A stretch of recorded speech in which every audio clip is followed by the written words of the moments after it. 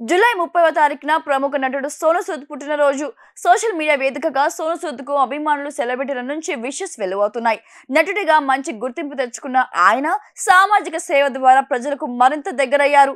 ఏటా కోట్లాది డబ్బులను సామాజిక కార్యక్రమాలకు వినియోగిస్తారు సోను.